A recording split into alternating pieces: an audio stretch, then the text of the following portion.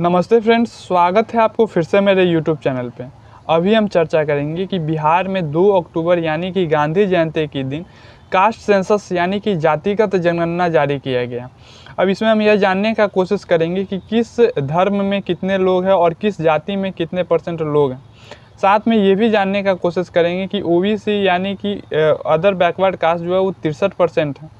तो 63% होने के बाद भी इनका जो आरक्षण जो दिया गया है वो 27% ही मिला गया है, जबकि ईडब्ल्यूएस जो जनरल कैटेगरी में आते हैं उसमें जो है मात्र 15.5% पॉपुलेशन है और उसको जो आरक्षण दिया गया है वो 10% आरक्षण दिया गया है। तो इसी में हम विस्तार रूप से चर्चा करेंगे, आप वीडियो में अंत तक बने रहिए। तो देखिए, बिहार में जो टोटल जनसंख्या है वो है 13 करोड़ 7 लाख।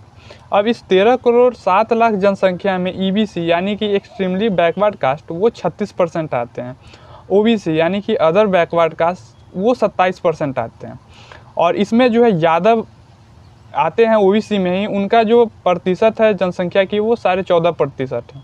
फिर हम बात करेंगे एससी की, तो एससी जो है वो 19.6% है और एसटी 1.7% और जनरल करीब 16% आ रहे हैं इनकी जनसंख्या, जिसमें ओबीसी और ईबीसी को अगर मिला दिया जाए तो वो करीब 63% बनाती है।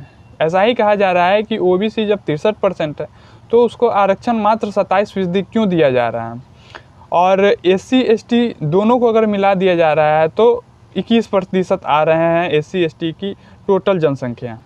अब हम बिहार में धर्म की बात कर लेते हैं कि बिहार में किस धर्म में कितने % जनसंख्या है।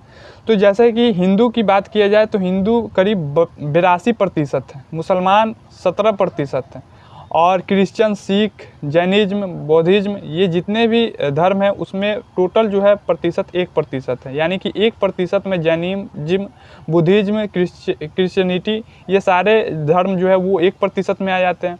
और धर्म में सबसे ज़्यादा जो जनसंख्या है वो हिंदू की है। देखिए, यह जो जातिगत जनगणना हुई है वो एक तरह से ऐतिहासिक क्षण है बिहार के लिए, क्योंकि अभी तक पूरे भारत में कोई ऐसा राज्य नहीं था जिन्होंने अपने बलबूते अपने राज्य में जातिगत जनगणना कराई हो। लेकिन बिहार एक पहला ऐसा राज्य बन गया है जिन्होंने पहली बार अपने ही बलबूते जातिगत जनगणना करा ली हो। देखिए, ऐसा पहली बार नहीं है कि भारत में जातिगत जनगणना की गई हो।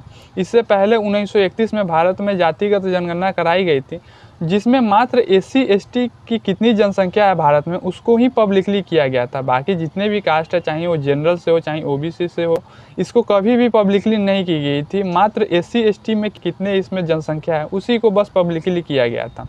इसके बाद 2011 में जब यूपीए की सरकार थी, कांग्रेस के गठबंधन की सरकार थी, उस समय जातिगत जनगणना कराई तो थी लेकिन इसको कभी रिलीज नहीं किया गया था। वो इसलिए क्योंकि जातिगत जनगणना जब हुई थी उस समय कुछ गड़बड़ी हो गई थी जातिगत जनगणना कराने में, जिसके बाद से जो है कुछ ऐसा परिस्थिति बन गई कि इस गड़बड़ जातिगत जनगणना को कभी रिलीज ही नहीं किया गया। देखिए, अब जो यह मामला कहाँ जाकर फंस गया है अब उस पर हम चर्चा कर लेते हैं। ओबीसी की जनसंख्या 27% है और ईबीसी एक्सट्रीमली बैकवर्ड कास्ट की जनसंख्या 36% है, जो कुल मिलाकर के 63% हो रही है। तो ये जितने भी ओबीसी और ईबीसी है वो कह रहे हैं कि हमारी जनसंख्या 63% है और हमें मात्र 27% रिजर्वेशन दिया जा रहा है, जो कहाँ से सही है। तो इनका भी कहना जायज़ ही है कि इनका जो आबादी है, इनका पॉपुलेशन जो है 63% है और इनको आरक्षण मात्र 27% दिया जा रहा है। बाकी हम बात कर लेते हैं एससी एसटी की जनसंख्या 21% है, उसमें इनको अलग से रिजर्वेशन दी जाती है। जनरल कैटेगरी में भी 10% की आरक्षण है। जनरल कैटेगरी में जो है वो ईडब्ल्यूएस आते हैं, यानी कि इकोनॉमिकल वीकर सेक्शन, जो आर्थिक रूप से कमज़ोर है, उन्हें जो है जनरल कैटेगरी में आरक्षण दिया जाता है। तो जनरल कैटेगरी में 15.5% लगभग 16% जो है वो जनसंख्या है और इनको 10% की आरक्षण मिलती है। 10% जो है वो ईडब्ल्यूएस के लिए सीट रिजर्व्ड है और इस 10% ईडब्ल्यूएस सीट रिजर्व होने के कारण जनरल कैटेगरी के 64% आबादी इस 10% ईडब्ल्यूएस की रिजर्वेशन सीट के फ़ायदा उठा सकते हैं। वो इसलिए क्योंकि अपर कास्ट यानी जनरल कैटेगरी की जो जनसंख्या है वो 15% या 16% के आसपास है और इसमें 10% रिजर्वेशन दे दिया गया है। तो इसमें जनरल कैटेगरी में जितने भी आबादी है उस टोटल आबादी में 64% लोग जो है वो ईडब्ल्यूएस के फ़ायदा उठा सकते हैं। ओबीसी और ईबीसी दोनों को मिला लिया जाए तो इनकी आबादी है वो 63% है और 63% आबादी होने के बाद इनको रिजर्वेशन कितनी मिल रही है तो 27% मिल रही है, जो कि इनकी आबादी से आधे लोग भी इस आरक्षण के अंदर आएंगे। यानी कि इनकी आबादी 63% है और इनको रिजर्वेशन मात्र 27% ही मिलेगा गवर्नमेंट जॉब से या फिर गवर्नमेंट कॉलेज में। तो ये इनकी जितनी आबादी है उनके आबादी के आधे से भी कम जो है इस रिजर्वेशन के फ़ायदा उठा पाएंगे। नीतीश कुमार जो बिहार के मुख्यमंत्री है उनका भी यही कहना है कि जिसकी जितनी आबादी है तो आबादी के हिसाब से उनको उतना ही हक मिलना चाहिए। तो हक का जो अब बंटवारा होगा वो अब आबादी के हिसाब से होगा। इसका कहने का मतलब ये है कि 63% जो ओबीसी ईबीसी को मिला करके आबादी है तो उस हिसाब से 63% जो है वो उनको उनका हक मिलना चाहिए। तो अभी इस पर चर्चाएँ होंगी, इस पर काफ़ी ज़्यादा राजनीति भी होंगे आगे।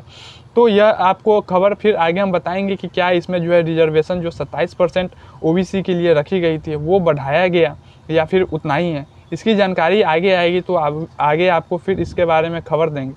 अभी फ़िलहाल आपको यह खबर कैसी लगी, यह जानकारी आपको कैसी लगी, आप कमेंट बॉक्स में कमेंट करके रिप्लाई देने का कोशिश ज़रूर करेंगे। धन्यवाद।